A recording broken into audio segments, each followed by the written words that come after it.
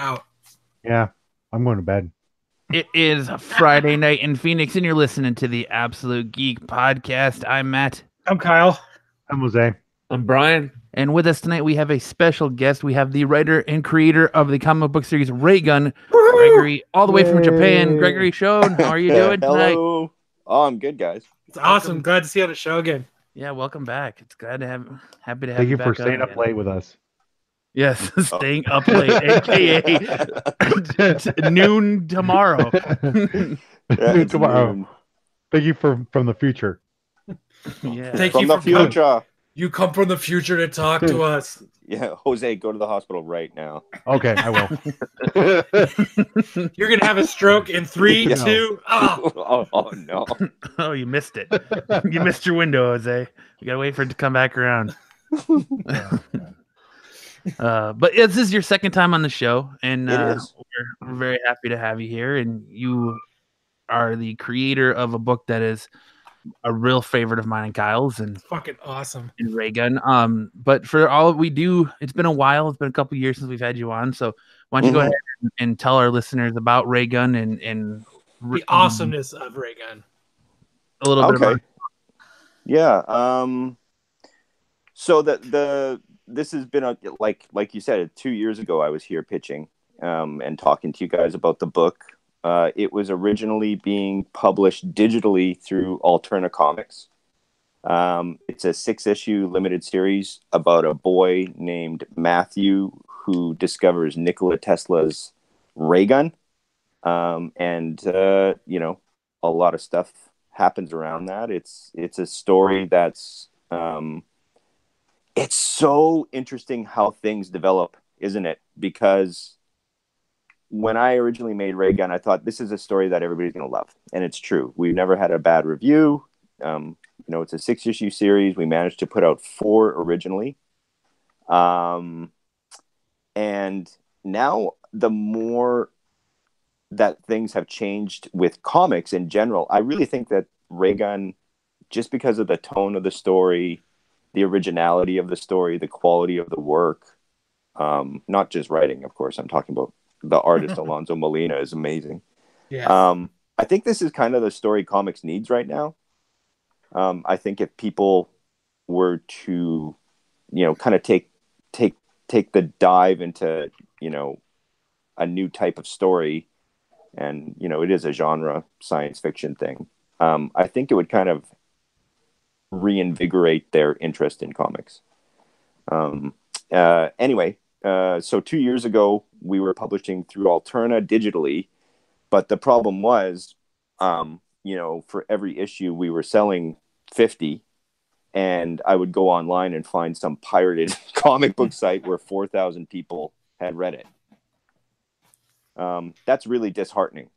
I guess it's good and bad, though. People are reading it, but you're just not getting, your due. Right. Your hard work's not paying off. It's paying off that people are enjoying it, but it's not paying off the way you want it to pay off. Yeah, because the thing is, I'm paying out of pocket for Raygun. It's not like I've convinced a super artist to share the risk of publishing something with me. It's out of my pocket. I'm in thousands and thousands of dollars deep to have this out there. That's how much I believe in it. But, you always want to see a return on investment. Like, how do I make another story if this one doesn't make any money? I can't. I'm not filthy rich. I can't just start, just willy-nilly spending $10,000 to make a comic book. And that's what it costs. If you want to pay 6 issues is going to cost around $10,000. And that's if you want a good artist, right? And a good artist is not going to work for free, and they shouldn't. That's what I totally believe. So I wasn't making any money, and to be honest, I wasn't happy publishing digitally anyway, because maybe I'm a purist or something, but I like holding a comic book in my hands. Yeah. And I like flipping pages, and I believe that when you turn a page and it's a 2-page or a full page, whatever, it should pop. Mm-hmm. You should turn the page and be like, wow, look at that. And digital comics, you completely lose that experience. Because you're just flipping it on an iPad or on your phone or something. It's not the same. So I basically ended my relationship with Alterna Comics after issue 4, and just kept on paying to have the 6 issues we completed, because I knew that it was good enough that a publisher was going to take the risk. And I ended up meeting Arcana Studios, which is a comic book publisher, and they also do animated films for Amazon Prime, Netflix. They have theatrical releases. They're really famous for this one animated series called Howard Lovecraft. And yeah, I met with the owner of that studio. He loved it. And so this February, it will be released as a trade paperback, all 6 issues, the entire series. So, I'm really, really stoked. And it'll be in Diamond, Previews Magazine, the big catalog in December. Awesome. So it'll start being solicited for release in December. That's awesome. Yeah. Oh, I can't wait to have a physical copy of that. That's going to be fucking awesome. I know, man. It's going to be rad. And like I said, we never had a bad review. Everybody who read the first 4 issues really, really liked it. And I was very happy about that. And, everybody was really stoked about the series. And I think it ended at a really good spot before the last 2 issues, because the last 2 issues are mental. And they really, it's a great ending, I think. And it's I'm really looking forward to people having the whole story in their hands, because they're going to love it. I just know they're going to love it. So you said it's going to be the previews in December. So when will it be available for people to be able to buy? February. In February? February. Yeah. Oh, man. I know what everybody's getting for Valentine's Day. Yeah, it's really exciting. Yeah, man, I don't know what to say. It's been such a long journey to get this done. And what's really cool too is Arcana started as, a comic book publisher. Yeah, I was just about to say, I remember them back in the day.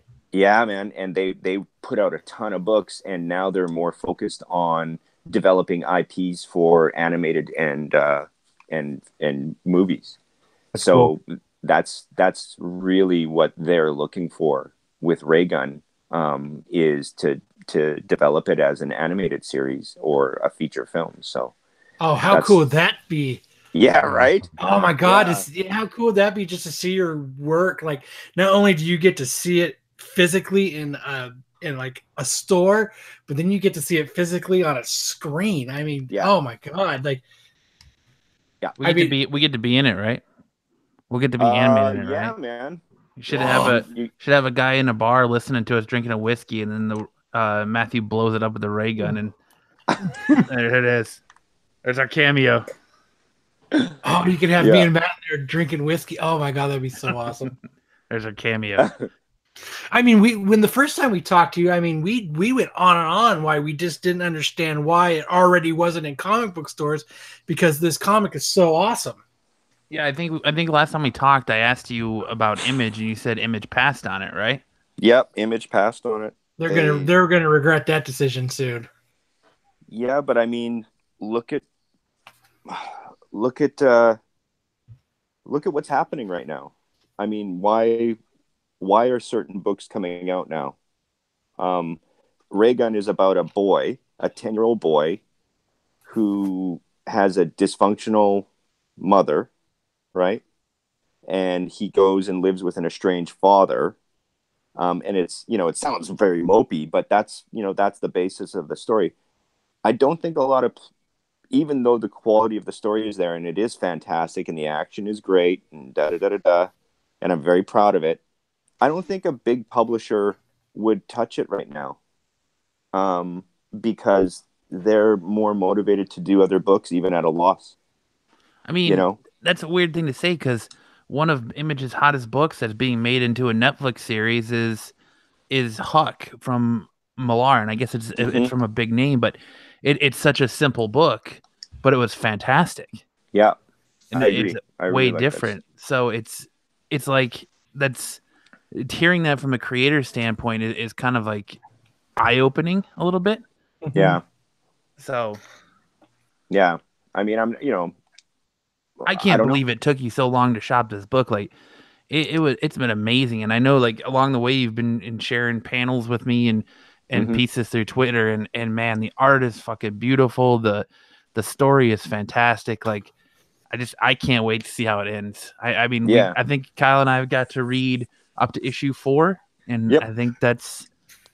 I know I can't we've wait been for in the last 2 suspense issues. for like 2 years. Yeah, I at issue 3, I knew I wanted to leave Alterna. And I also knew that issue 3 wasn't the best place to take a big hiatus. That it was the ending of issue 4 that the people would remember more. So that's why I decided, you know what, even though I'm going to take another, suck up another huge loss here, I still will put it out so that the people who are reading it and are illegally downloading it, when I finally come out with my trade paperback, they'll buy it. They'll say, oh yeah, that's right, this is the whole story. Because you're right, 4, I do believe, was a really good ending to drop the series and then pick it up again, because people are going to want to know what happens to Matthew. Because I think, if I remember correctly, it's been a long time since I've read through it. The end of issue 4, he breaks away from the military and he's about to go back for his father, right? I believe people don't know where he's going, right? Yeah, right. It's just him leaving. And so, it's up until that point, Matthew's discovered the ray gun. Like any kid, he's played with the ray gun, unfortunately for him. And the American government, due to a device left by Thomas Edison, has discovered that the ray gun is out. And so they search for it. And of course, because Matthew's a 10-year-old kid, I mean, how good are they at hiding anything, He's discovered and captured by the government, and he's held in a detention center for 3 months, where they test him, because he's the only one that can use the gun. He's the only one that can use the device. So they need to keep him to find out why he's the only one. And then after, he basically snaps. You can't keep a kid in solitary confinement for 3 months, especially one that's kind of emotionally disturbed as Matthew, and not expect the kid to snap. And that's where we ended off, was he snapped, made a big mess, and is taking off. I think one of the things that really personally drew me to the book, like I said before, is the relationship that you see play out between Matthew and his estranged father and his mother, and kind of like that whole dynamic. And then you throw the ray gun into it, it just sets off chaos. And it's it's such a good book, guys. Like I'm not one that's going to sit here and blow smoke up someone's ass. I'm very opinionated and I tell you what I think, but man, I'm going to tell you, this book is phenomenal, and I can't wait till it comes out. I can't wait to be able to finish it. Yeah, I remember Matt sending it to me, and he's like, dude, you got to read this. And I read it, and I'm like, fuck, man, this is great. And I remembered, and it's one of those where we talk about where a lot of books where it's lackluster, where you're like, you buy the first couple issues and then you forget about it because it really didn't catch you. And I remember with Raygun I remember messaging Matt going, where the fuck is the rest of this? Yeah. I remember reading it very quickly too, just because I was like, the writing is good. I mean, you kick ass at it, and you zone in, and it engulfs you, and you're like burning through the pages, and you're like, fuck.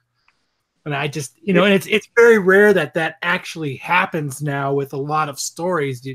Very rarely do they capture you now like they used to. I agree, and there's not that many stories where I'm a big fan of low fidelity anything, like low fidelity fantasy, low fidelity science fiction, like, you know what I mean? So my science fiction, I like it where it's like cyberpunk, it's in the near future, but it's possible. Like everything that's happening is possible, as opposed to like Star Trek, where there's so many aliens and so many things happening that, maybe it's not possible, kind of thing. So Raygun is possible. And I did a lot of, I think I remember telling you this, but I did a lot of research on Nikola Tesla, on Edison, on... I was going to ask, it's all, the only thing that's not in our world is the ray gun. So it makes that one thing that much more impressive. Well, isn't that like a rumor or tall tale that they think he's got a death ray out there somewhere? Yeah. That he created a death ray? He actually told people he had it. Near the end of Nikola Tesla's life, he was making these crazy statements about, I built a death ray that could down a fleet of aircraft. I built... I built this and I'm going to give the world free. That was his goal, actually, was to give the world free power. But, let's be honest, he married a pigeon, and, things weren't really good for him at the end of his life mentally.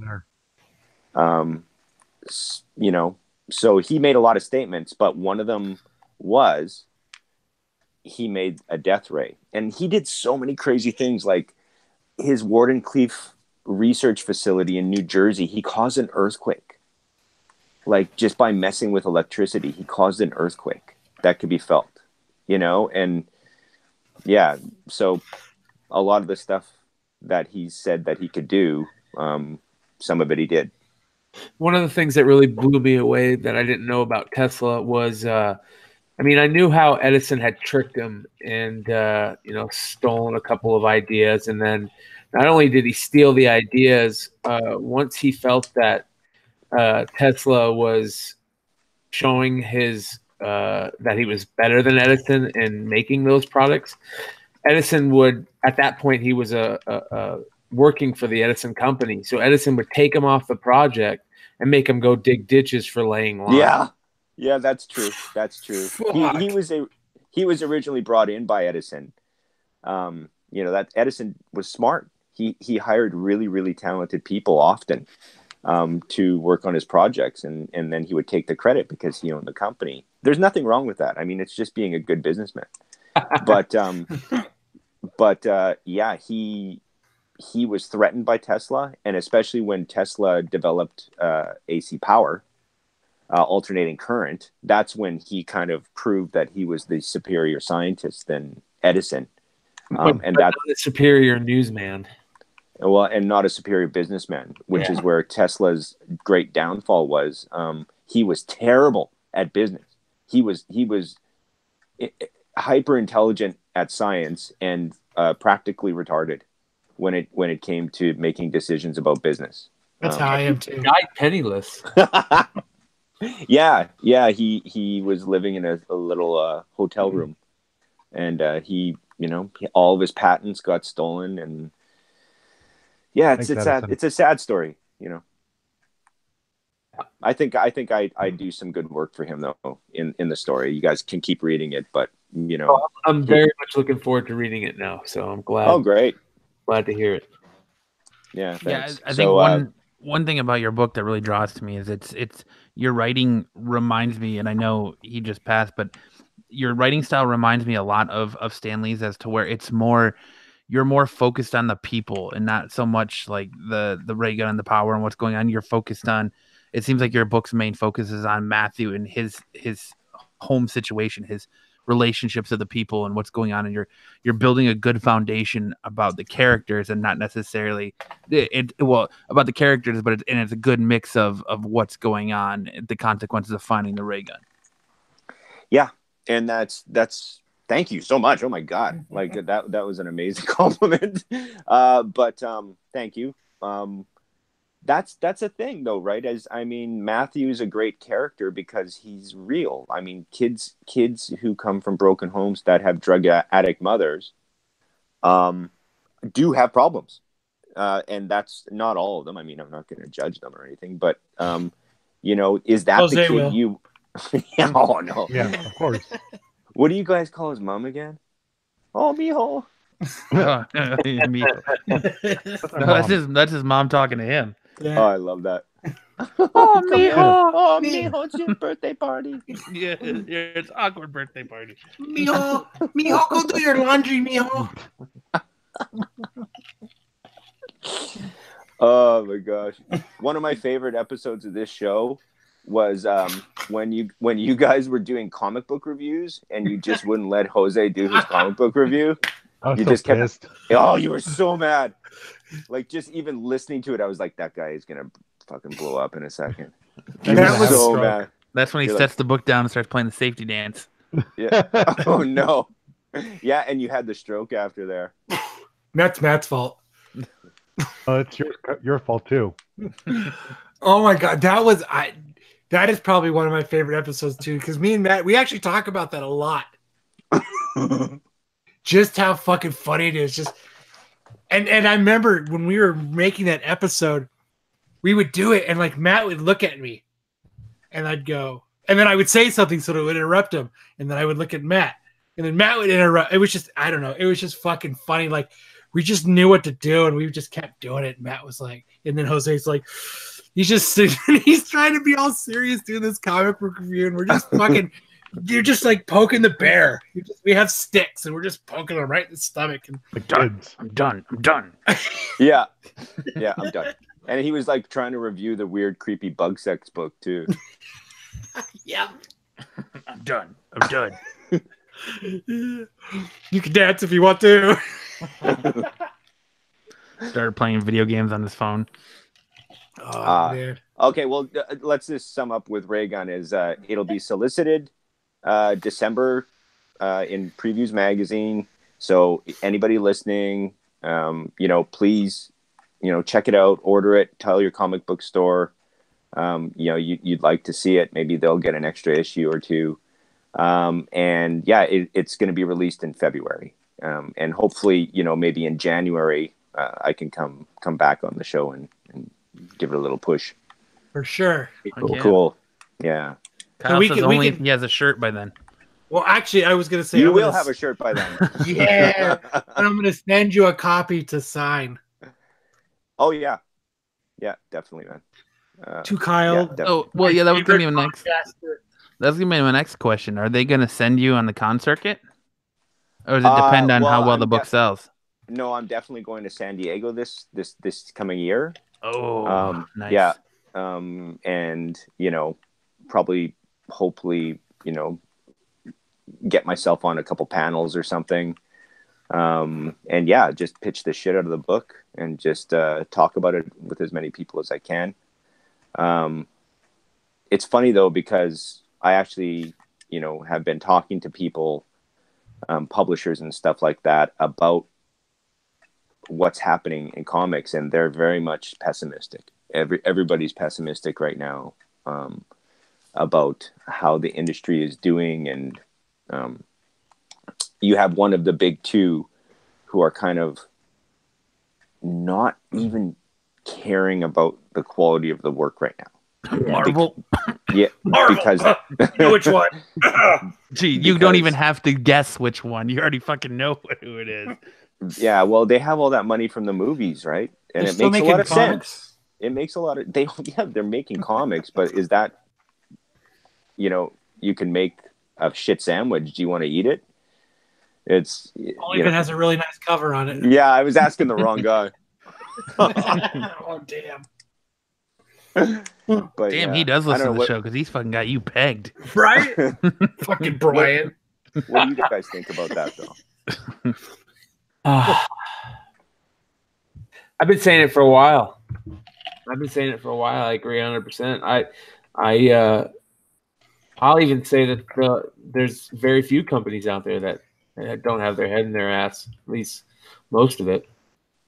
I mean, I agree. I've pretty much all but dropped reading comics. I mean, I read Walking Dead, but that's still good, and I'm committed after 180 some issues. But I've pretty much steered away from all Marvel and DC books. Oh, it's sad. I'm actually about to go and like start chopping titles off that I actually just don't read, because then like as I'm sitting here talking to you guys, I look to my left and I have these stacks that I haven't got to read yet, and I'm like, if it's not Flash or Walking Dead or Detective, I'm pretty much not reading it, and which is sad, which tells you a lot. But a lot. What's going on in Detective right now? Besides, he doesn't know.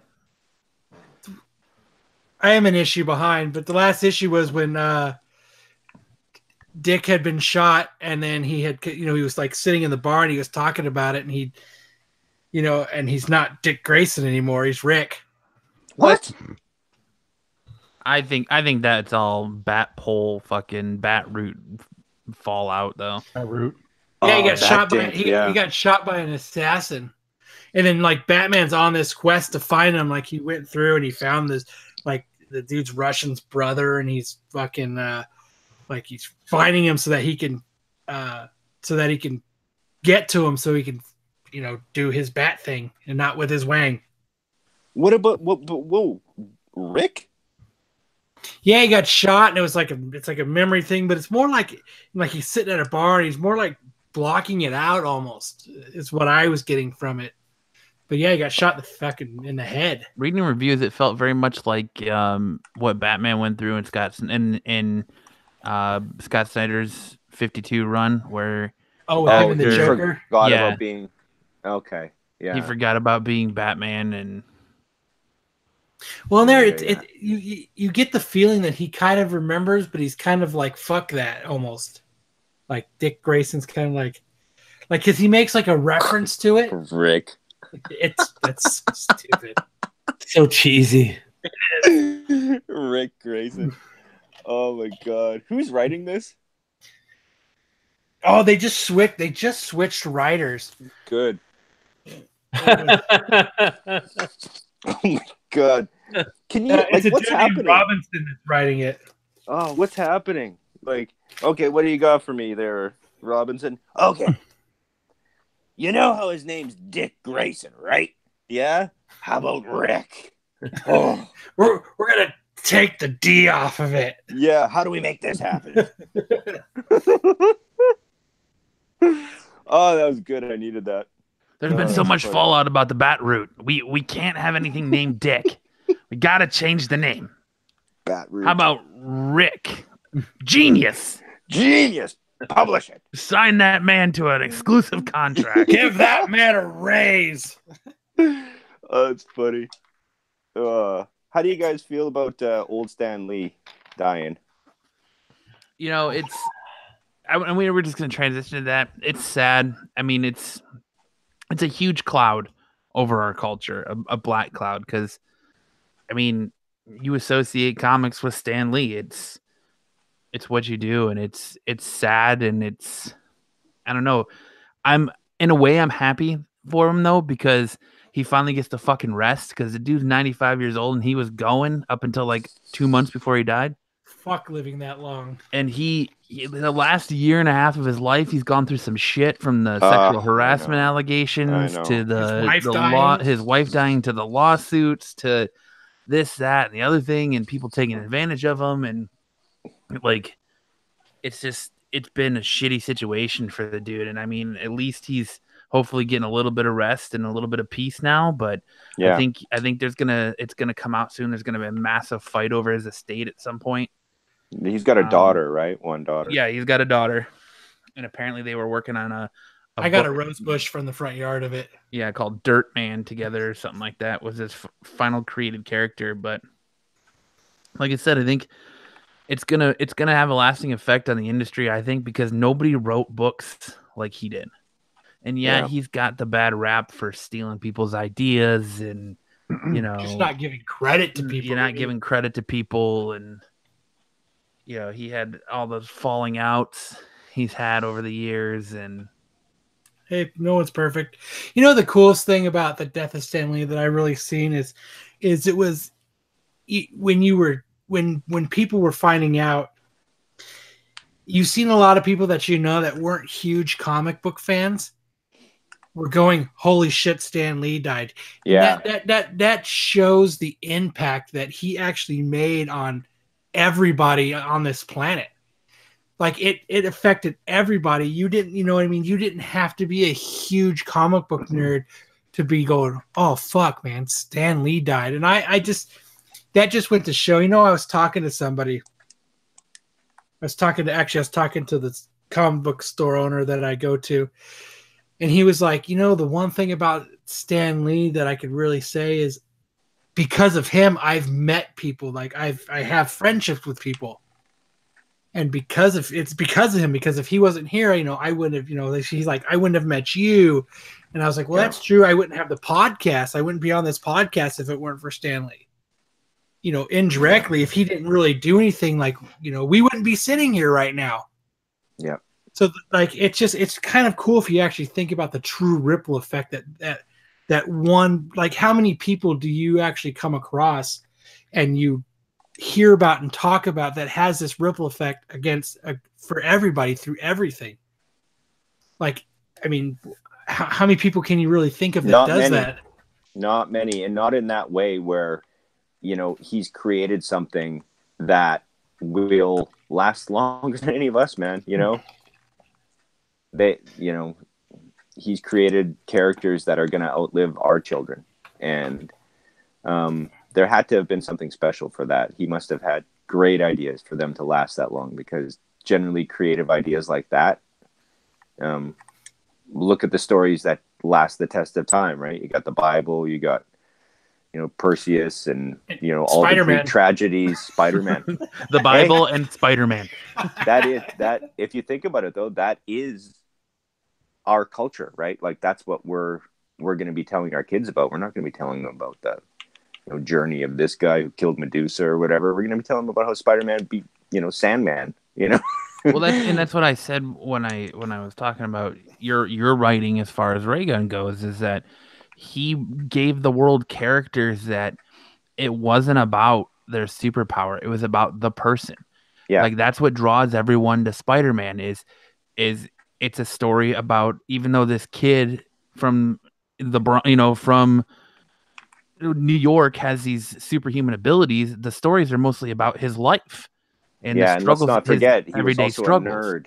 He was also a nerd. Yeah, that who's reading these books that got picked on, and he didn't just go out and start murking his bullies. Like he used it for a good reason. So he wrote a book in the X-Men about a group of people that were persecuted and judged against and hated in a time where that was going on in the world, and selling it, and like he really transcended a lot of things in his writing, because like I said, it wasn't necessarily about this person and the powers they have. It was about the person first and the power set second. Like the Hulk, it was about his, it was about Bruce Banner's struggle.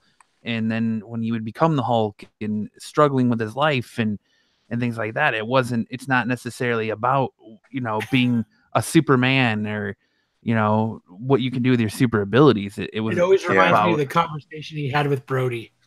Yes. That's what drew me to Spider-Man as a small kid who was bullied in school for being a nerd. That's what Peter Parker was. And you can relate to the Spider-Man. You can relate to the situations he goes through in life. There are situations everybody goes through. And I think that's what, like I said, with Raygun and your writing and his writing, is that's what makes longevity, is you're writing about the people first and the skill set second. Yeah.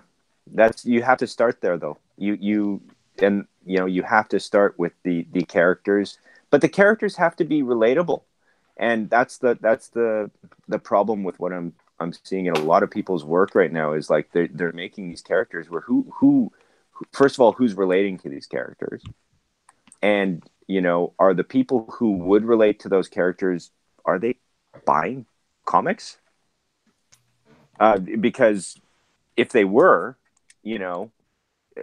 there'd be a lot more comics being sold and the industry would be doing a lot better. That being said, I do think everybody should be represented fairly And I do think that there should be one of everything in every comic. And I just wish it Raygun comes wasn't. out in February. And Raygun, yeah, and Raygun comes out in February.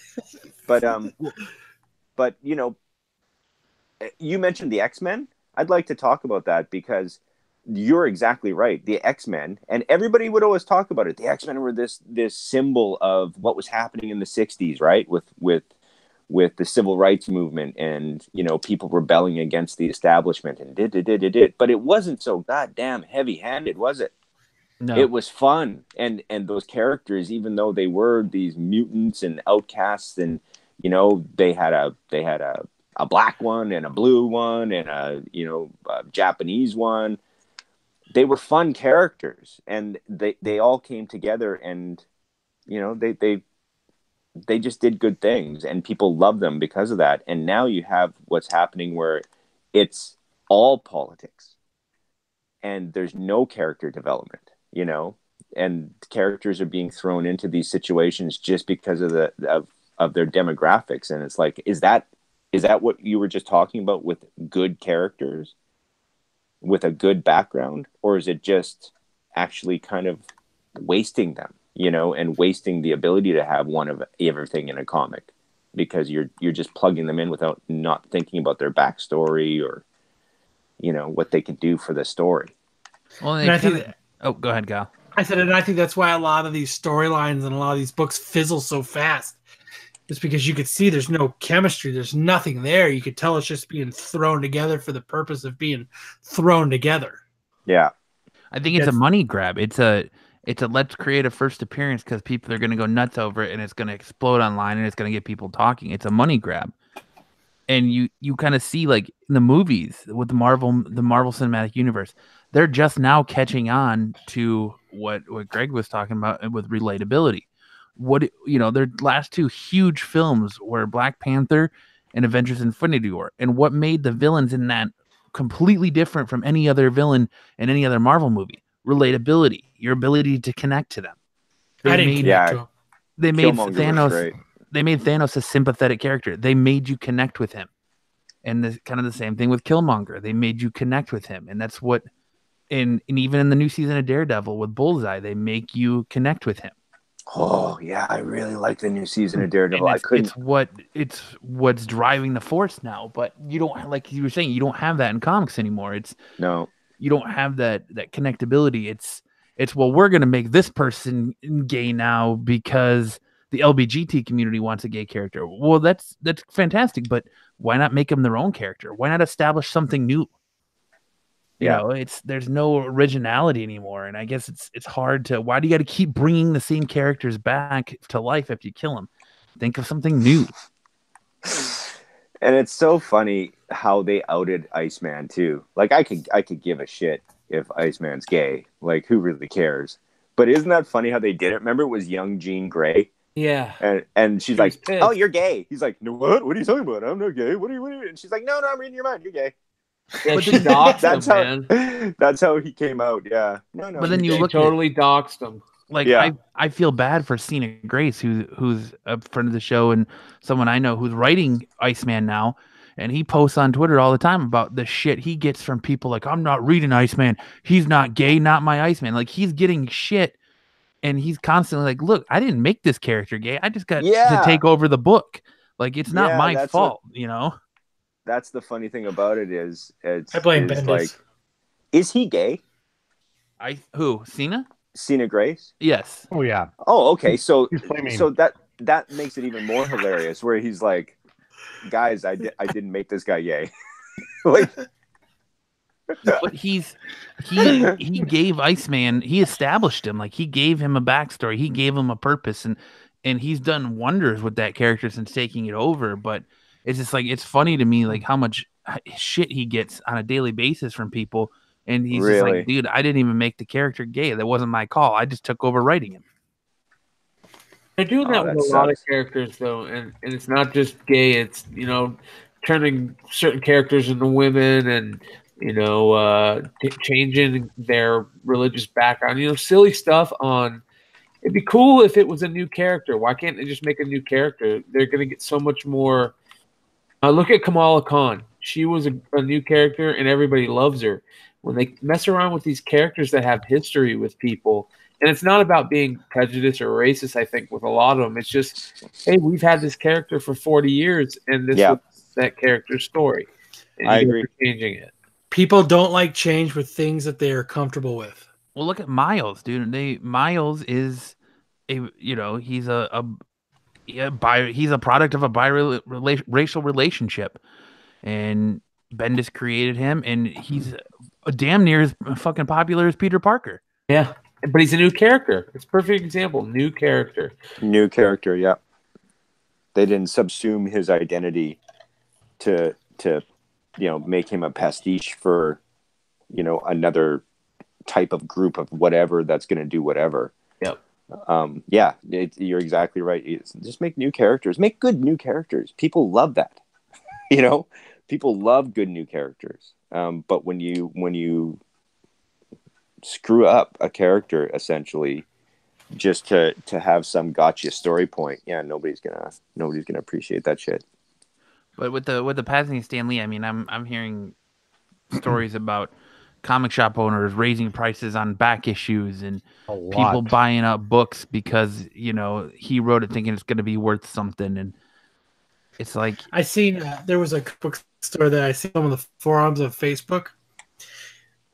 They had sold, they were selling books, and they actually canceled all their books from like the death of Stan Lee and 2 days prior of all the sales because they took and they jumped up their books by like 300%.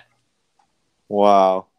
And because then they said, they're just trying to profit in because he's like, and then they were trying to say, well, con prices have gone up and we just weren't keeping up with what con prices are, and people just fucking went to town on this guy. Like he had like a 4.6% rating on like his Facebook store. Really? And within like 50 minutes, he had a 0.5. Oh, well, and it's like my buddy texted me when Stan died. He's like, "Oh, Stanley died. Time to sell all your signature stuff." Why? It's not going to be worth a damn right now. The dude signed anything and everything. The market is it's not hard to get anything signed by Stanley. What, Jose? Petrito is everything that he has. Yeah, like he signed literally everything, so it wasn't hard to get something signed by him. So it's not like his signature is going to be worth that much money right now. Yeah, but that's you knowing the market. There's going to be a whole bunch of like noob goons out there that have no idea, and they're going to be like, we have to buy everything with Stanley's signature. Well, I'm sure there's people just like the guy who pulled all of his sales. I'm sure he saw a huge influx because of it, and he was like, "Whoa! I can." I got a question then, and this is me just playing devil's advocate. Is that not what that game is? That buy low, sell high game is? I mean, yeah, I would say I say yes, but I wouldn't like if I already bought something and they canceled it so they can raise the price. That's fucked. I agree with you on that. Yeah, I agree with you on that. I would say all of anything that's been bought and paid for and committed to. You're going to have to eat that and sell it because that was your price. But now you can inflate your prices as you see fit. A perfect example of what I think I'm okay with it. It's hard to say 100% okay, but I'm okay with it in a way that I just said about buying low and selling high, and that is like the Stan Lee books that you can get out there where he's on them, like the Marvel Age and the Fumetti book and the San Diego Comic-Con Live book and the No Prize. Those books, I'm cool with people selling those for $100 to $200 and making money off of them. I'm cool with that. So I guess if you're not doing what Kyle said, where you've already sold them for a certain price, and then 2 days later because he died, you're canceling the things and tripling the price, that's fucked. But you have people selling back issues of Spider-Man for double the price that issues he wasn't even on. I don't, I almost feel like that is if you're the idiot that's going and buying those books, then you're deserve to be, because that's stupid, Like I seen another guy on some of the forums. He was like, this is bullshit that you guys are selling books with Stanley's signature on them. You should be donating all of it to his charities. Here's What the fuck are you talking about? Why should I have to donate money to a charity just because Stan Lee That guy. Well, this is the American way, man. You fucking you find a reason to sell something and you capitalize on it. I mean, He's doing exactly what he did. Well, here's the thing. Exactly. People don't realize Stan Lee lived till he's 95. That dude lived a fucking killer life. I can live to 95. And then on top of it, he was fucking Stan Lee. He was Stan Lee. That dude had a great life. He had two first names. Yeah. And he was really Wait, did you say he had two first names? Yeah. Stanley Leibowitz. But that dude had a great life. So instead of being sad, I say screw it. I say, tip a beer to him. That's what I say too. I mean, who else has first two names? Murderers, serial killers. Gotta watch out. Killers. Yeah. Who are killers? Damn, Jose, thanks for fucking ruining it. I put it down. I guess I don't have to bring up Hitler this show. You know who else has two first names? Who are killers? It's kind of true though. That was the It was a thinking joke. fun of the show going plummeting. But I don't know. But you see books like Spider-Gwen exploding because he signed it, and he didn't have anything to do with the character. Yep. Yeah, he created Gwen Stacy, but he didn't create Spider-Gwen. Like that's he created the basis of that character though. Gwen is his. Yeah, I think it's tomatoes. You're tomatoes. Apples and oranges. You're comparing apples and oranges at that point. Yeah. Hey man, he made comic books. He could sign anyone. Well, you're absolutely right. But I've loved watching the tributes that people have come out with him, and people like Kevin Smith did a really good Fat Man on Batman or Fat Man Beyond, talking about Kevin Smith or talking about he's talking about himself. Yeah, talking about himself.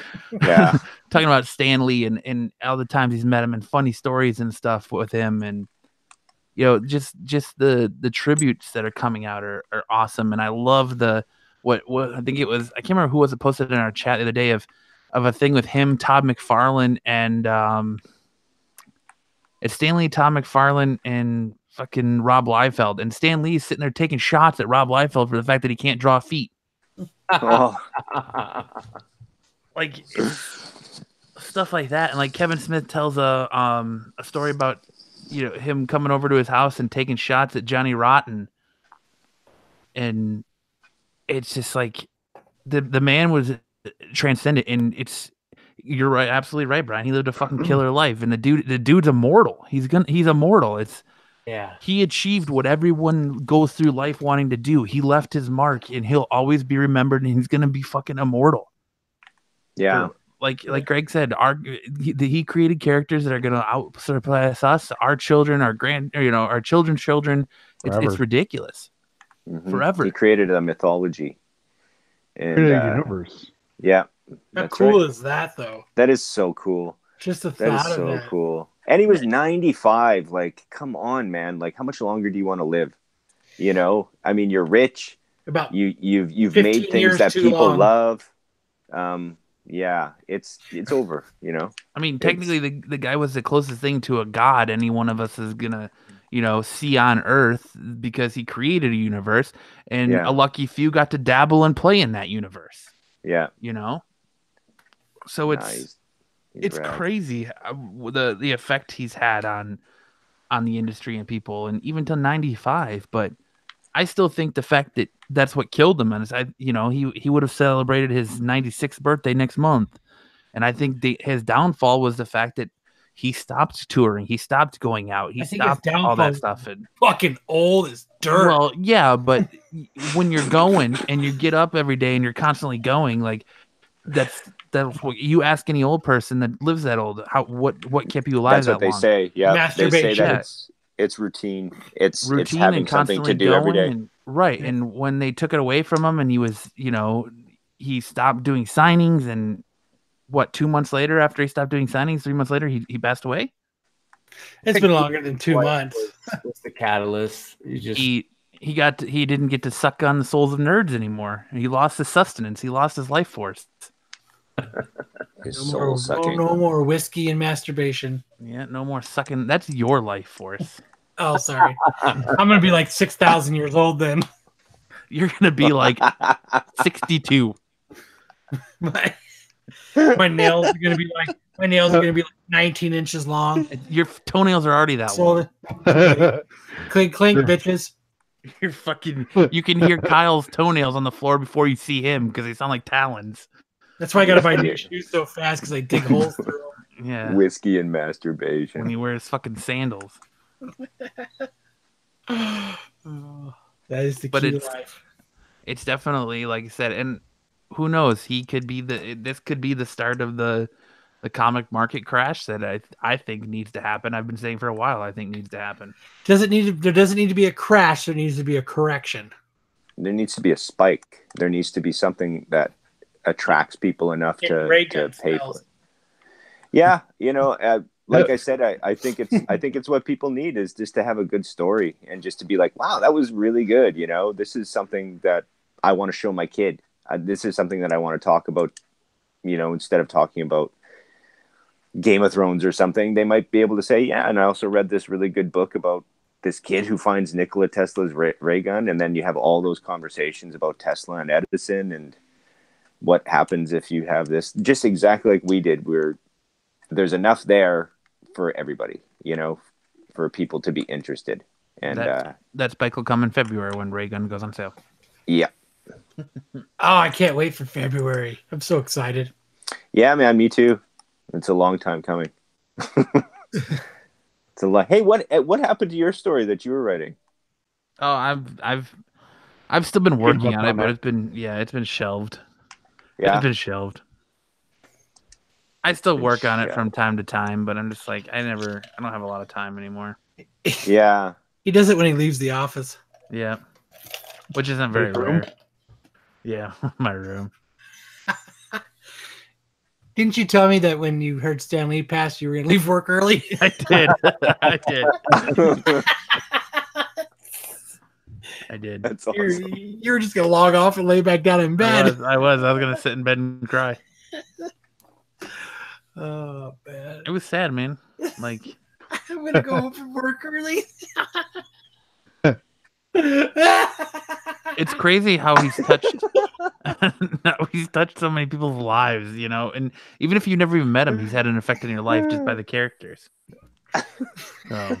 He worked from home too. Yeah, he did. Kyle, here we go. He's just loving it, eh? Yeah, this is a typical episode. I'm gonna go home from work early. I'm glad you're getting a kick out of that. It's so funny because I just picture you shut your computer off and laying in bed. That's exactly what it would have been. You're not wrong. He just closes his computer and just sits there for a while with his eyes closed. One single tear rolling down my cheek. Yeah. He just turns to the left and watches TV. Yep. I start watching Mallrats and Stanley's monologue on repeat with one single tear. I love Mallrats. No, he's too busy not standing guard to keep people out. Leave people in. You're the worst secretary What the fuck ever. are you doing in my house? Oh my god. Worst secretary ever. He is. He's the worst security ever. I think he clogs the toilet often too. I'm gonna get him a little shirt that says security. He'll have badges he gives out after you sign in. Yep. He licks them. Oh my god. Yeah, it's a stamp. It's not a badge. It's a stamp, so he can lick it. So I do have to admit that I was totally wrong about Teen Titans. Oh yeah. Oh yeah. You watched it?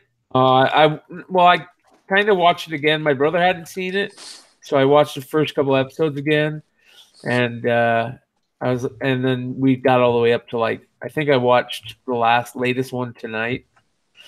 Pretty damn good. I'm too behind. The last episode I watched was Doom Patrol.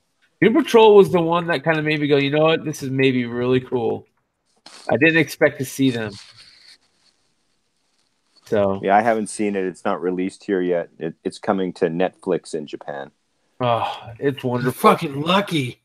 Yeah, I guess. But I got an 8-year-old that loves the Teen Titans cartoon, but apparently he's not going to be able to watch no, this. No, yeah, right? Absolutely not. No. So did he get to watch the Teen Titans movie?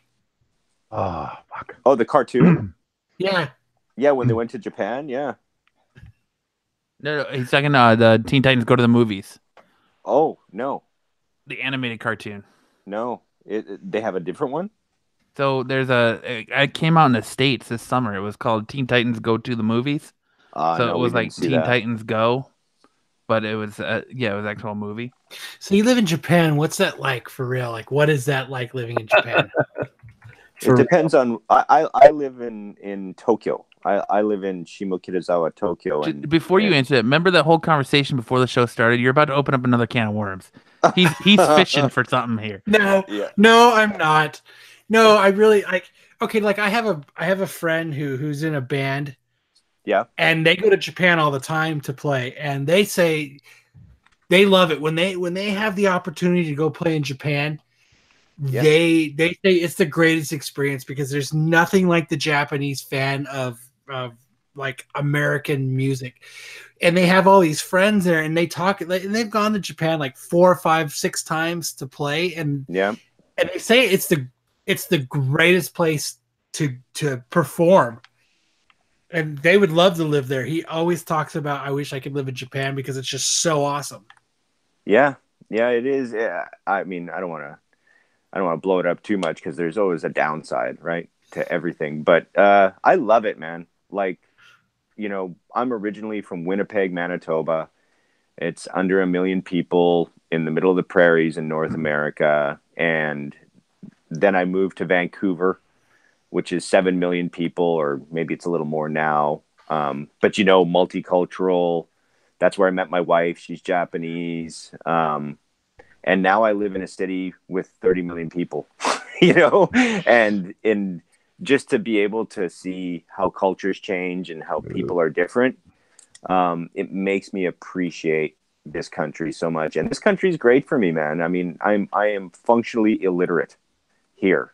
I don't speak Japanese, and I still have a great job.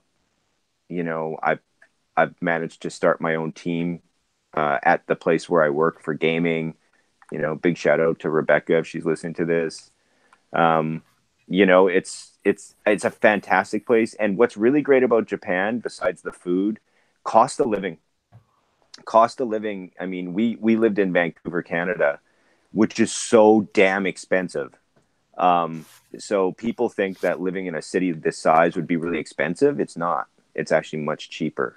When you have a bigger market, the price goes down for things because everybody's competing, right? So if you have a place that sells beer and you're selling it for, you know, $4 a beer, and I sell it for $3.50, I'm going to take all your business, dude. Yep. It's just so, what it's going to be. Is it super crammed there, like Manhattan style? Like it's just like piled on top of each other, or is it more like what's it actually like there? Yeah, there's a lot of people, dude. I mean, there's a lot of people. It kind of feels, when you first move here, it feels claustrophobic. Like you're just like, oh my God, you know, get away. And so do you use like mass God, I can't even say it. Transit? Yeah. Like do you Everybody take the does. buses and so like, I mean, what is that like? Is it like how they show it? Like there's like thousands of people cramming into like one car type of thing, or is it like? Yeah, I won't lie. If you go rush hour time, but you know, I go to work early in the morning. I leave early in the afternoon, and I miss those times, right? But if you're the kind of guy that's, you know, you want to be with everybody else on the train, then man, you're getting pushed into that train like a sardine tin. I hate it personally. It's one of the things like I said, there's negatives and you can bitch forever, but it sucks. And sometimes the people, it's just too much for me. But you know, we have a pretty big place where we live and stuff, so it's okay. So I got a serious question real quick. Tim says in the chat, wall-to-wall hentai. So is it Japanese food or do they just call it food? They just call it food. Are you kidding me? That was your serious question? The way you said it, you're all serious. And your question was, do they call it Japanese food or just food? Fucking hell. Oh my God, that's so funny. Like, I mean, like the food there is like, it probably blows your mind, right? Like, well, the Japanese, one of the best things about Japanese culture and people is they don't do anything half-assed. Like, if you talk to somebody and you say, what is your hobby? Or like, what do you like? And they're like, I like jazz music. That person will be able to tell you about every jazz record, you know, who played what, when. They probably play an instrument. They're always going to see, like, they don't dabble here in anything. So they always go for the gold. Going back to the food, if you buy a hot dog, it's going to be the best damn hot dog you've ever had in your life. I heard Jose Chimichanga is huge in Japan. He's got his little posters all over here. Yeah, he's got a following. Jose Chimichanga. Do they have chimichangas there? It's hard to get good Mexican food, but we got a nice place called It's Authentic Mexican Food, pretty close to my house, but that's what it's called. Mexicans in Japan? It's called It's Authentic Mexican Food. That's the name of the restaurant. No, it's called Tepito. Oh, what does that mean, Mexican? No, it's a town in Mexico where the guy's from who owns the restaurant.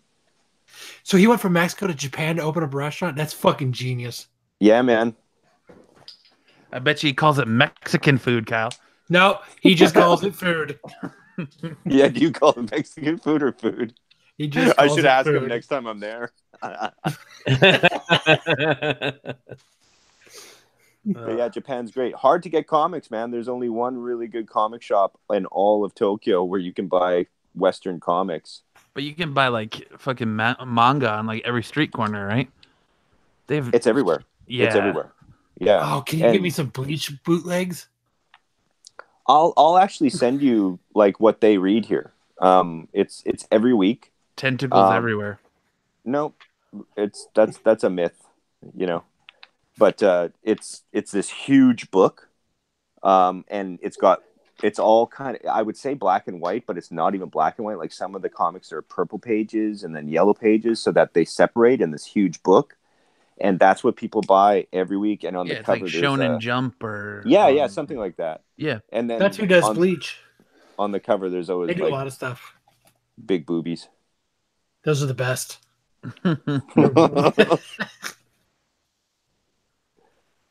That's crazy.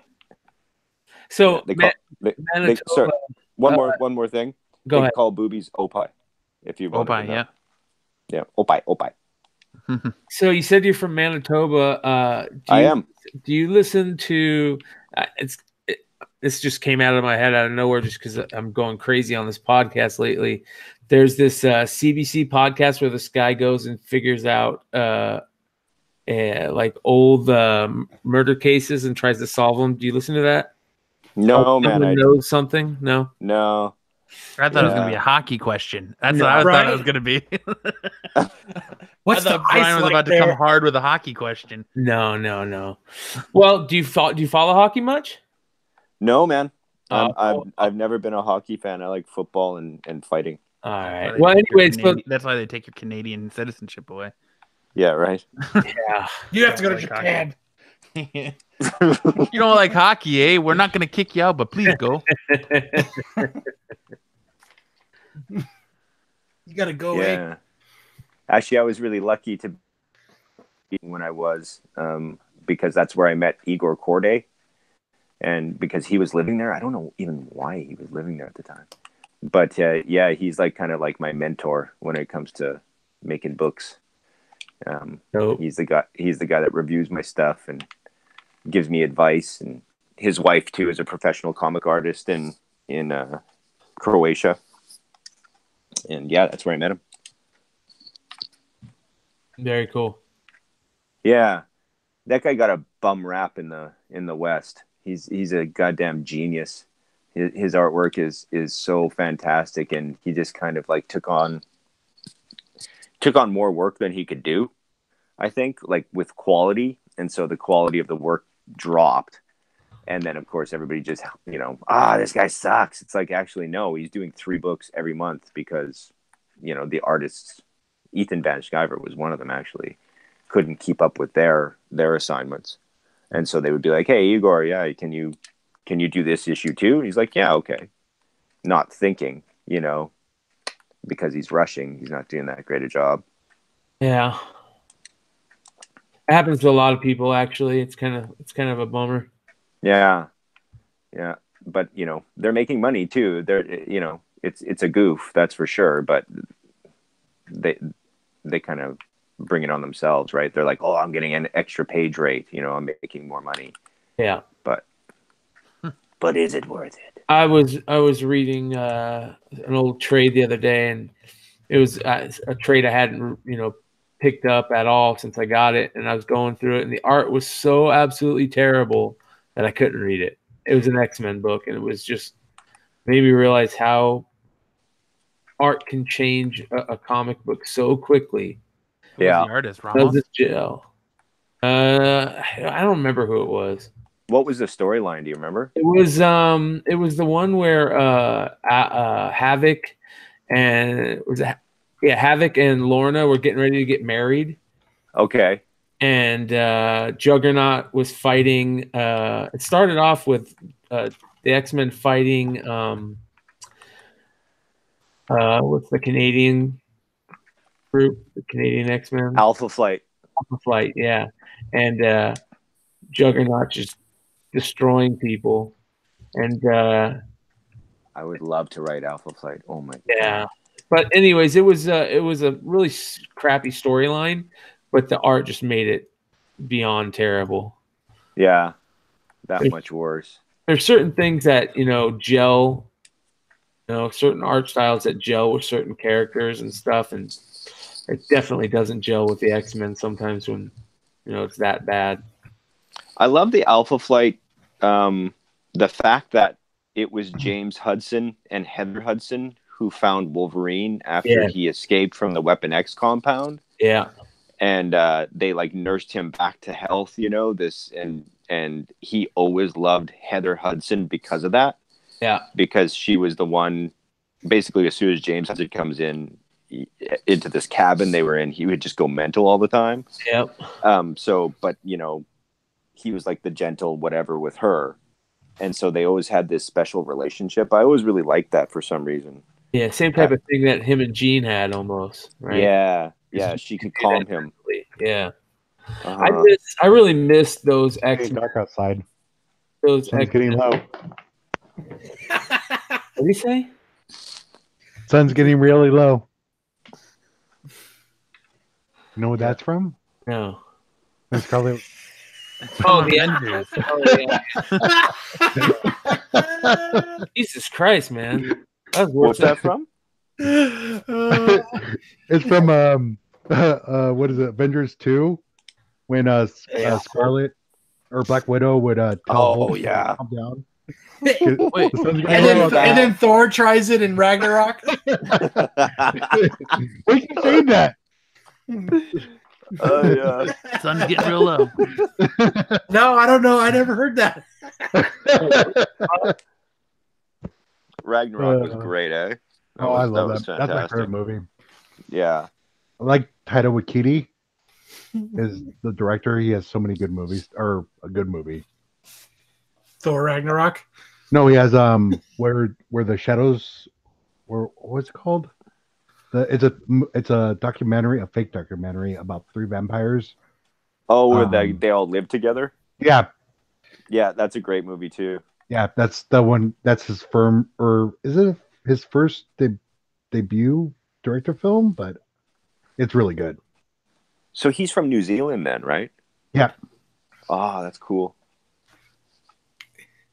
I wonder if they're all funny like that. Arfino's Frodo. Hey, big guy. Jesus Christ, Kyle. What movies are you guys stoked about coming up?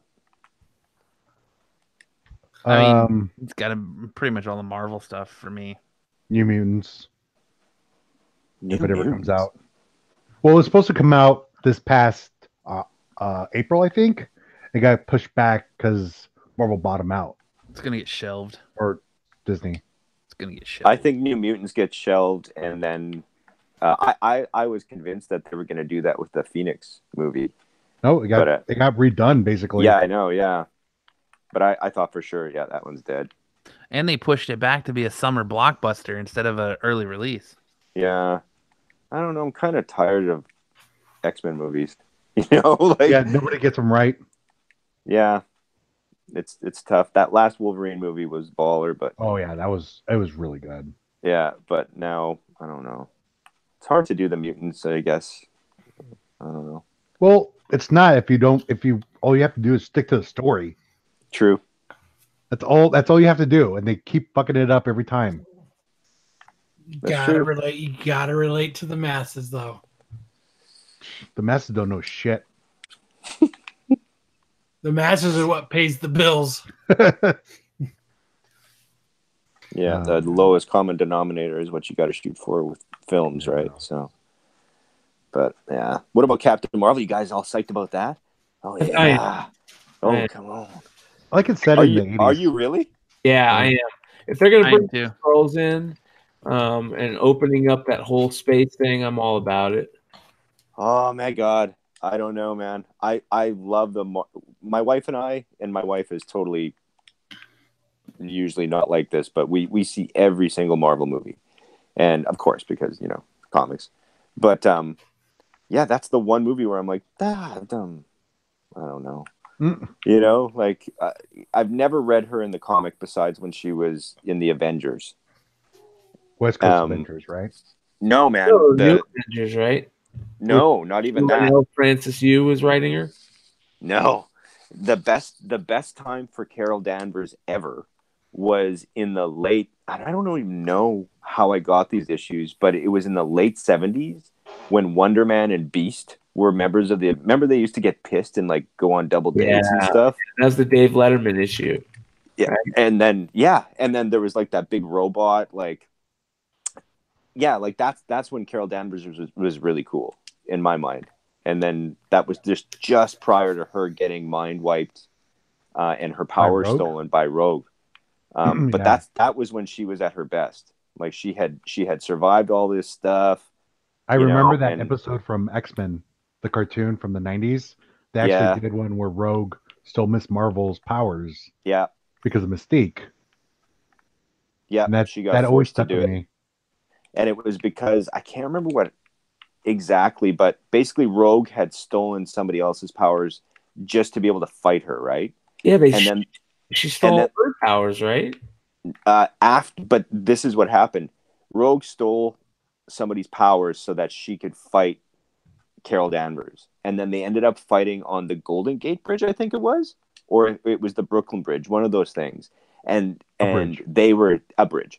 And they were fighting so hardcore.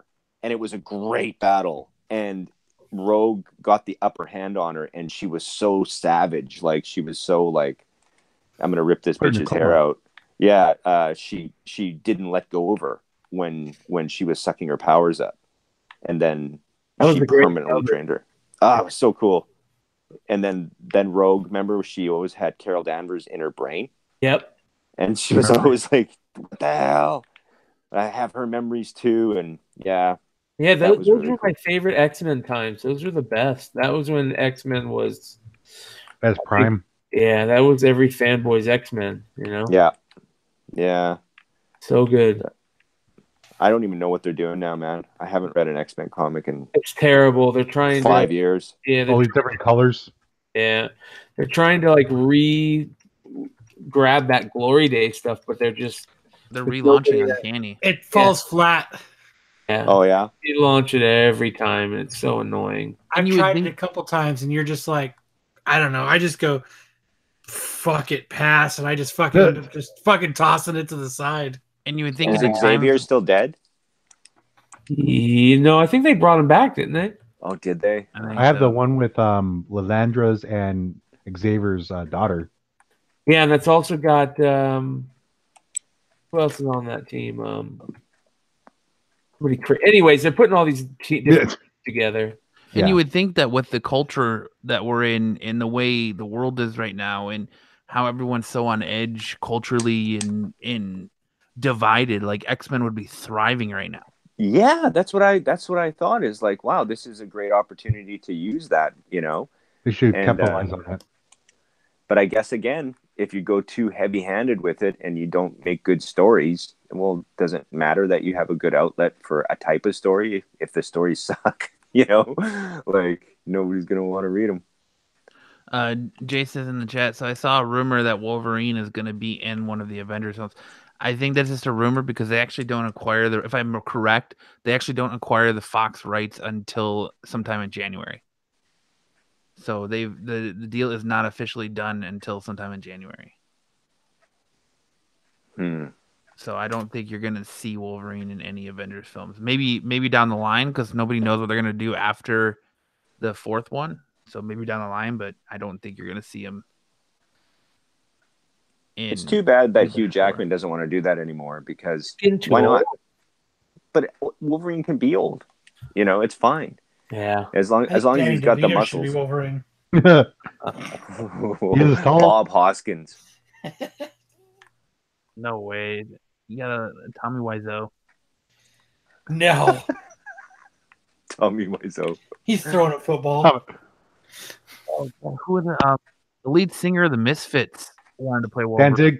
Danzig. Glenn Danzig wanted to play fucking Wolverine too. I thought he was dead. Perfect for it. Huh. I thought Glenn Danzig died like 2 years ago. Hell, I thought Betty Ford died. Betty Ford. Betty White. White. Yeah. I think Betty Ford is dead. She's at her clinic. Yeah, Betty Ford died of a drug overdose. Betty Ford. The- Betty Ford. All right. Shit. Well, Betty White's 96, so That dude Stan Lee. is still very much alive. He's Yeah. 53 years old. Yeah. Betty White. The Mandela effect. Betty White. Yeah. The Mandela effect. The Berenstein versus Berenstein Bears, huh? No, the craziest one is the Star Wars one, man. That's a crazy. Which one? So, do you remember what's the most famous line from Star Wars? Luke, I am your father. Luke, I'm your father. That's All not right. what he says, though. Say that. What does he say? It says, "I am your father," Yeah. not Luke. I am your father. Oh, okay. Crazy, right? Yeah, I always thought he was like Luke. I am your father. You know where I think that comes from? So I think that comes from Tommy Boy. Everybody remembers the Tommy Boy scene instead of the real Star Wars scene. Oh man, hey guys, I gotta go. All right. Late. Yeah, sorry about that. All right. But- Thanks. All right. Good talk. Later, man. We'll talk to you soon. Yeah, thank you so much for having me on. No problem. We appreciate you being on. Talking to you again in January. Sounds good, man. For sure. I'm gonna send you a package, probably in December, He's and gonna it'll send- take a he's little gonna while to send get Matt there. dick pics. So Matt, Japanese dick pics. I don't. Yeah, All right. pixelated. Just little. There's like 1,000 on one little card. Pixelated. But Matt, yeah, I guess I'll get your address and stuff, and we'll get that out to you. Okay. Yeah, sounds good, man. All right. Cool. Thank I you want guys so something much. too. Thanks for being Raygun be in Previews Magazine and being solicited in December. If you want a good comic story, definitely check it out.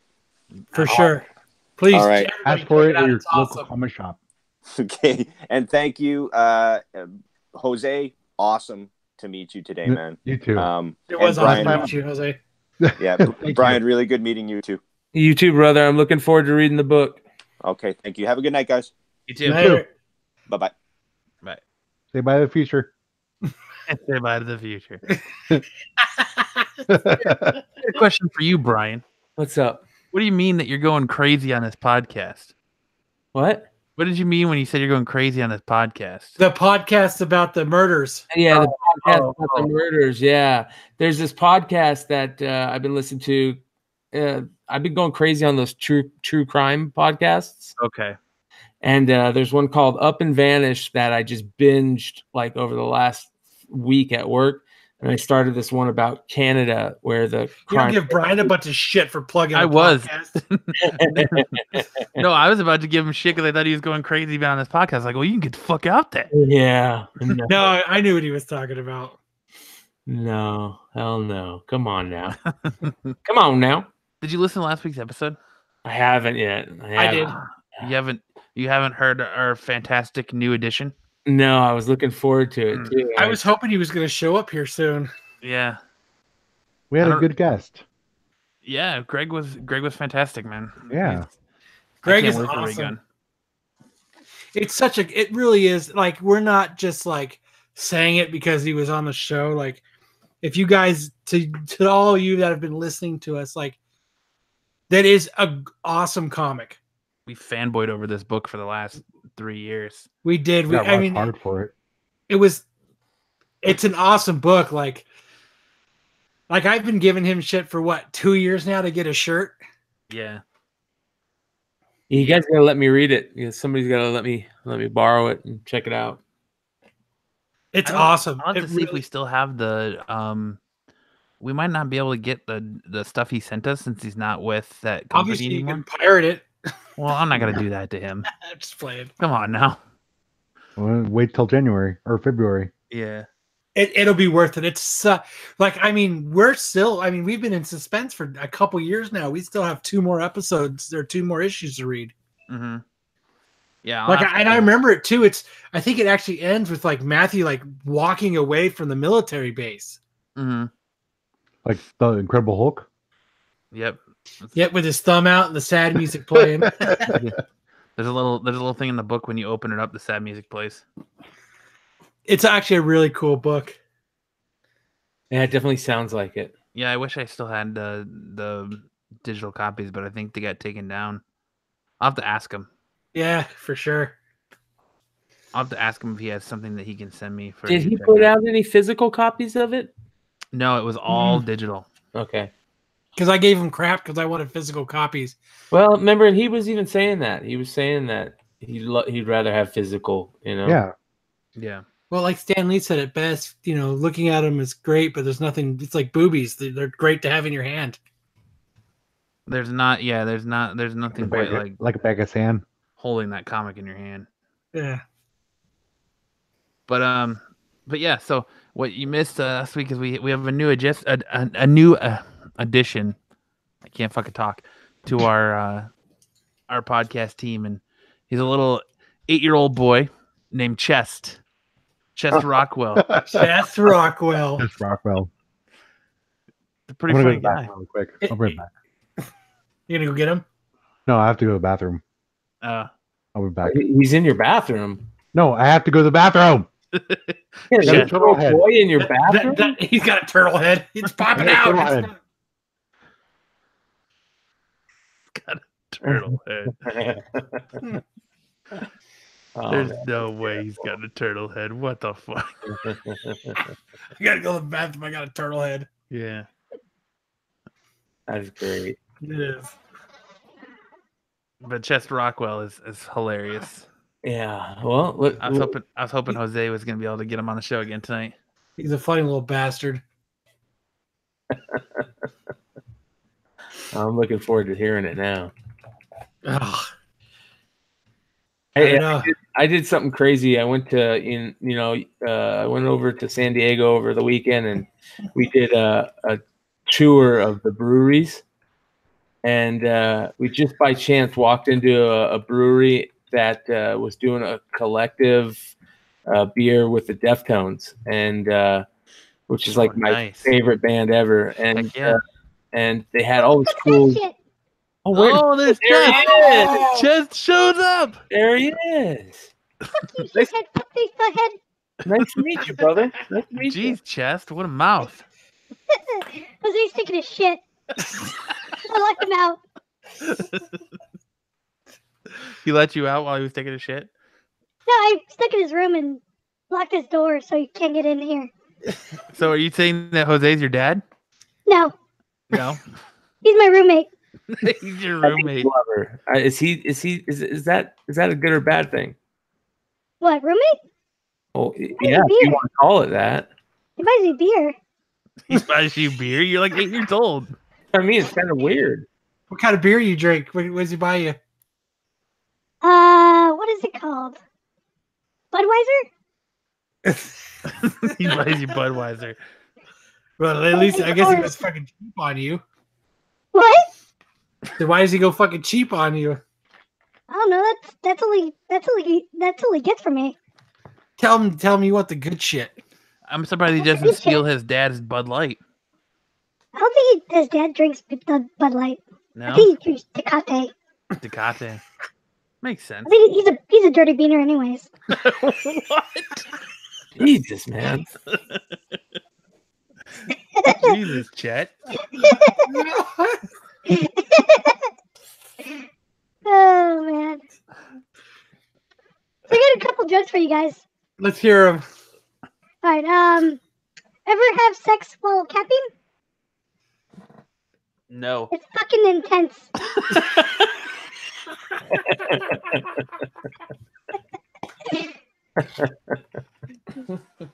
What do you get when you dress an altar boy and meet a priest? Hey, holy fuck.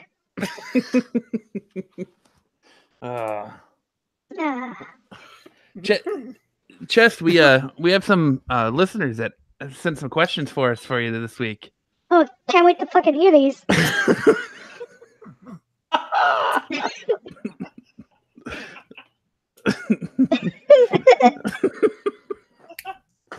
Oh, Chest. What's the name Chest? That's what it was named when they found me in the basket in the front porch. That's the first thing they seen was your chest? Yep. I just had diapers on.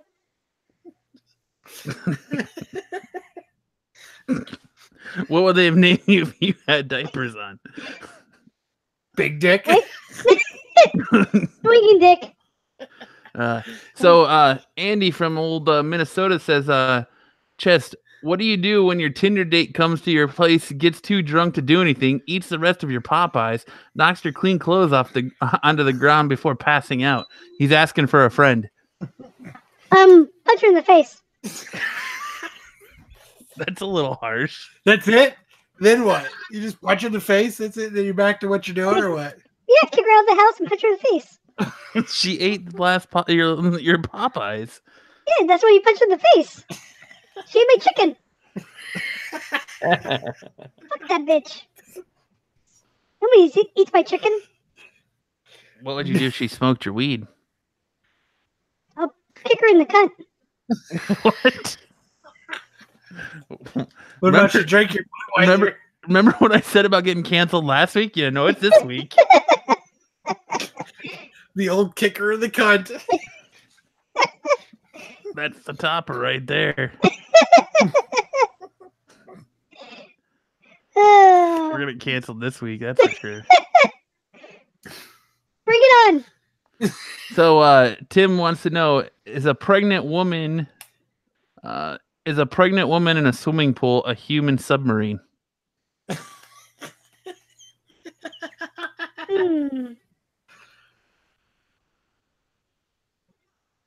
I always gotta think about this one. Or just a whale. It's just a whale. It's not a submarine, it's a whale. It's a whale. So yeah, I guess it's a submarine. It's a human submarine. Damn. Because she's in a pool, but she's got a baby inside of her. Or she's got a human inside of her. Like a whale. Like a whale. Like a whale. What? Like a whale. How does a whale have a person inside of it? What would you call a pregnant whale? Same thing. Something inside of it. I wouldn't call it a human submarine. It's a whale submarine. Yeah, whale submarine. It's a big submarine. Yeah. I would call it Moby Dick. I don't think Brian's very impressed with Chet. No, he's fucking out. He's fucking... Yeah, fuck you, Brian. Oh my god. Brian is not impressed with Chet Rockwell. No.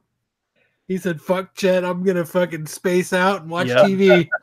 Brian can suck my dick. Whoa. Yeah, Jesus. Jose was ready to do that. I feel like I'm playing Call of Duty again with some little kid telling me No, fucking flashbacks. I had to turn up my Fortnite to do this shit. You had to turn off your Fortnite? Yeah. I was winning. They don't have the Thanos skin anymore. What do you do now? I know. They just released a new skin or new stuff. Yeah. It was nice. We should play a real man's game like PUBG Red Dead Redemption 2. or Red Dead Only Redemption. bitches play that. I hear Brian likes World of Warcraft. Trying. Who knows Brian? Yeah. He's definitely not paying attention right now. Who the hell is Brian? Any more dumb questions? No, that's all I got. That's it? That's it. Oh, just two. I turned off my PlayStation for this shit? You did. You're right. You did. Wow. 2 fucking Good job. questions. Good job, everybody.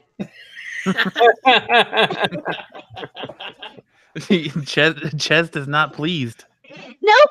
This sucks. I'm going to go drink my beer and play my game. Gonna go drink your beer and play games. We'll see you guys later. I'll see you later, bud. It's always a joy to have Chest here. I'm sorry you weren't a fan of Chest. Maybe the edible just hit. Wouldn't that be a better time for Chest? Yeah, I guess. No, it just didn't transfer over well. Yeah. What the fuck were you guys doing to him? He punched me when he got walked out. right past me. He got mad at us. Good job, guys. Mm-hmm. It was Brian's fault. Yeah. It's always Brian's fault, right? Mm-hmm. I don't know. I think Brian's approval rating is going to go down because he didn't like Chet. You don't like him at all? No. Definitely interesting. He's kind of an acquired taste. A little bit. Yeah. He's an asshole anyways. Made It's him still turn weird talking to an 8-year-old boy who's getting drunk at Jose's house. Right? No, he's just playing his room. I don't want to be an accessory. He said you buy him beer. You're going to be an accessory No, regardless. I don't buy it for him. He steals it. That's not what he said. He said you buy it for him. You That's buy a what that's what he Budweiser, thinks. the king of beers, He thinks everything is his. like most little kids. Exactly. Little bastard. Oh, At least he doesn't steal my dad's beer. He knows better. Steals your dad's beer. He said he stayed away from the Tecate. He doesn't want to get the belt again. Yeah. I don't think he cares for your dad that much. Why? He just didn't have very nice things to say about him. Like what? I want to hear you say, Kyle. Don't say it, Kyle. Don't do it. Oh, I want him to say it. Don't walk into that trap. Walk away from the light. Your dad just calls it beer. It's not Mexican beer. He just calls it beer. I can't believe that, Kyle. What? Do they call it Japanese food or just food? Yeah, you can say that. Well, he set that up too. Like that was his end game. All those like really serious questions, and he knew it was going to. The minute he cut you off talking about Titans, I knew he was setting something up. He had an end game. Uh huh. And it I'm glad you're worked. liking Titans, though. I'm glad you're liking Titans. It's fucking awesome. We could double back to that. Absolutely amazing. And you know what's weird is I looked around on like what kind of rating or what kind of results it was getting from the critics and stuff, and all the critics are like, "Oh, this is terrible. It's too much blood and guts and yada yada yada, and it's cheesy." And I'm like, man, that's what I was thinking it was going to be. It was the exact opposite. I thought it was really fucking good. A lot of times when the critics say this is a horrible movie, it ends up being a pretty good movie. Yep. Like I said, I'm 2 episodes behind. So the last one I saw was Doom Patrol. So I know the next one is when they all actually like come together. Yeah, they're training and everything. But you know what? Another thing, freaking Dove, that chick is fucking smoking hot. Yeah, Well, it's she's, too bad that she gets she's knocked off a fucking. I know, rooftop. but she'll be back. She's no Sabrina, but This show sucks. Mika Kelly's hot. Sorry, Kyle. Show blows. no way. You blow. Listen, the guy who lives with an 8-year-old boy that's not his son. Buys a beer. He My parents buys found him him on the beer. front porch. Yeah. Buys him beer. I'm buying beer. He takes it. He said It's upset Matt. that you buy him beer. So what are you doing tomorrow night, Matt? Yeah. I'm not doing anything tomorrow night. What are you doing tomorrow night? You're going- Nothing. Don't you have a Quit- bot date Quit trying tomorrow? to fucking set me up, Kyle.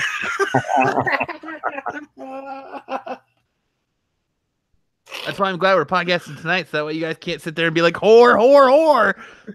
Well, that's next Friday. No, that's next Friday. Yeah. Yeah, Get but, ready I for mean, that. just remember, don't tell her that you do a podcast. Oh, no, absolutely not. I've learned my lesson. Absolutely not. Whore, whore, whore. And I'm not taking her to Manuel's. What's his name? What's his name? That's what Rock should have said. Yeah. I don't think he knew about it. No, he didn't. I'm okay with that. So how did you get this date? I did what most people do and asked. You physically know them? Yeah. Is it someone that you work with? Yep, it's God. someone in my office. It's a coworker. No. Is this somebody from 8-Bit? Negative, sir. So it's I have a life outside of 8-Bit, my office, in this podcast. Does you have air? No, you don't. Filled with air? I do. Hey, I went out to the bar last weekend, all right? I know. I tried to get you to come to the bar I was Yeah, at. you were hella far away. It's like 3 miles. Don't introduce her to Kellen because Kellen will get her number and You Facebook. ready? And then Dude, bang her in the Instagram. parking lot behind my wife's restaurant. Yep. Dude, let me tell you. Fucking what is that place? Fat Tuesdays at Westgate is not a place to go. It's No. fun. It's fun, but it's fucking packed. Yeah. And like they have it, like they try to put a dance floor in like the middle of the fucking place so you can't get to the bar. The problem with that place is it's too fucking expensive. No, not really. It was like $5 and then an extra $1 for extra shot. Like it wasn't bad at all as far as price goes. But like I'm sitting there trying to get to the bar and there's like people touching you and I'm like, don't touch me, don't touch me, don't touch me. And I'm fucking ordering a drink. I turn around and this dude turns around and we lock eyes and he's like, yeah. And then he turns back around and fucking throws up on the floor. I'm like, That means he wanted Okay. to fuck you. no. Give you the fuck eyes. That got Brian's attention. Brian's alive. Brian's alive now. Doesn't matter what Rock says, but god damn it, Yeah, Rock Matt's doesn't gonna get get him it on going, at the but- bar. There it is. Oh, you know who asked me to be friends on Facebook? Who? Christian. Did he really? Are Yeah. you serious? Why Yeah. not? Oh, did you say yes? Yeah, of course. Did you? Nice. I want to see what's up with him. That's old. That's old news. Poor kid. Fuck that kid. Yeah. Kid fucked you. He didn't even want to accept He what fucked he you truly like the was. guy at the bar wanted to. He didn't accept what he didn't want to accept what he truly was or is. He has long hair now. Yeah, Weird. we're losing Fucking people hippie. now. We're losing people, Kyle. it's So dead. what's that kid's name again? Chess something? Yeah, Tress Rockwell. Rockwell. Yeah. Not a fan, huh? Oh no, I'm more of a fan than hearing about Christian. All right. Well, I think that's a good place to end tonight's episode. I want to thank Chest for enlightening us a little bit, and hopefully Brian will come around. I'll catch up Chest. He'll catch up. eventually. You got to listen to last week. Like Chest was in prime form last week. This freaked me out for a second. And really quick here. Yeah, he just ran in while Jose was taking a poop. By the way, Tim said in the chat, join us next week. Well, when Jose drops a deuce Live from the bathroom. live from the bathroom, he records from the bathroom. But I want to thank Gregory Schoen, for coming on in talking to us tonight about Raygun and fielding all our questions about Japan and what it's like to live there and the food and the food. Kyle's food question.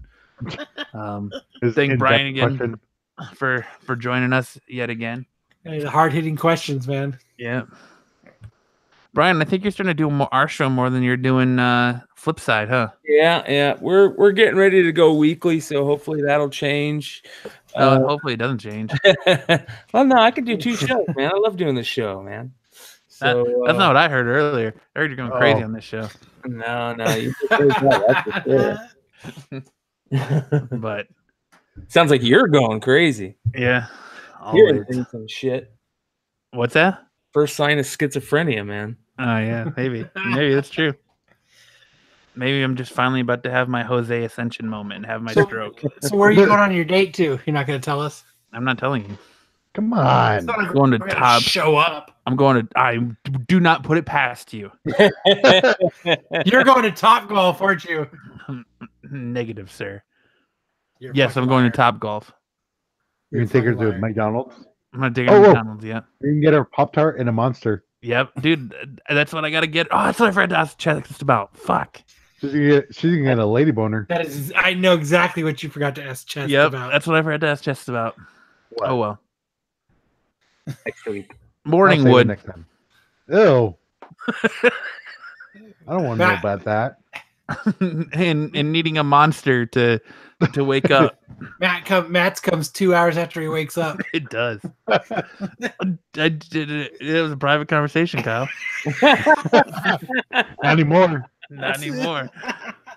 Look, I'm telling you, ever since I turned 30, it takes its time. It eventually gets there, but it takes its time. Like a diesel engine. Yeah. the little engine that could. I think I can. The little engine that could 2 hours later. That'd be kind of weird if you were like in line at the bank. Well, hey, nobody, hey. I literally think it's just because I'm not awake. Like I roll out of bed and walk into my office and then start working. Yeah, I don't think it happens till I'm awake. You're on the phone with an old lady and you get a boner. That's a story for another time. You're gonna have a stroke. Yeah, that's a story for man. We should have been recording that because we had a great conversation about breaking Betty White's hip. Yeah. Awesome. We should have. But yeah, I guess that's where we're gonna end the show this week. I want to thank Greg for coming on and plugging Raygun. Make sure you guys go out and buy Raygun in February. We'll make sure to get him on again before that happens. Yeah, we should do a Raygun comic theater. Yeah, there you go. Ask your local comic shop to order that book. Look for it in Diamond in December. He's a great guy, and don't pirate the book. Fucking support. Yeah, don't be an asshole. Support. He's you just heard it there that he doesn't work for the big three. He's an independent creator, so support independent creators. Yeah, I want to thank Brian again for being on our show more than he's on Flipside. Hey Matt, you need to see that porno I linked. No, I didn't. I don't want to watch your Russian Red Dead Redemption porn. April O'Neil's in it. Yeah, I'm sure she is. That means it's a terrible Wood Rocket parody, huh? Yep. It's a terrible Wood Rocket parody. Yep. All right. Well, I want to thank everyone that joined us in the chat tonight and everyone who was hanging out that didn't say a goddamn thing. That works too, but at least you were here to witness the show and hear Greg I appreciate that. I want to thank everyone who watches this on the YouTube playback. If you do, make sure to hit that like and subscribe button, as well as leave a comment below. It helps us out a lot. If you listen to the show on your favorite podcasting platform, make sure to hit that subscribe button and leave us a review. It helps us in the podcasting ranks. And as always, if you want to support the show, you can do so via our Patreon. We have it set up where you get cool different, a bunch of different tiers with cool different gifts.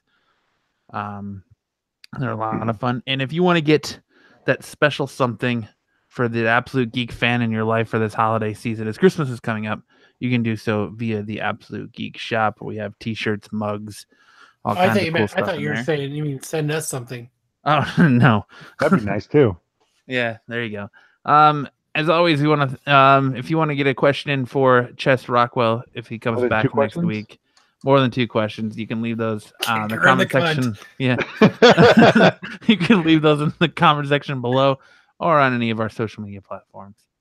And I think the best way to leave this tonight is to, a little bit from what we talked about earlier, is remember to Stanley. And it is sad that one of our greatest comic creators has now passed, and it's been a dark week in our community, and hopefully we got to shine a little bit of light back on a sad week. But for this episode of the Absolute Geek Podcast, I'm Matt. I'm Kyle.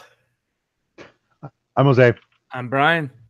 And remember, Excelsior, and we'll see you next time. Hit him with the Heim. What? What the fuck was that? What the fuck was that?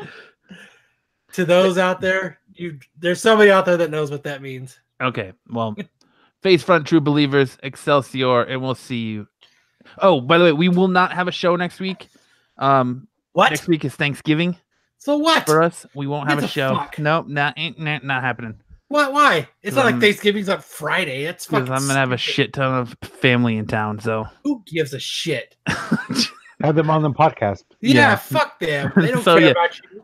No show next week. If that changes, fuck you, Kyle. Oh, I'm mad. I can't fucking put an hour out of my life on a weekend. Yeah.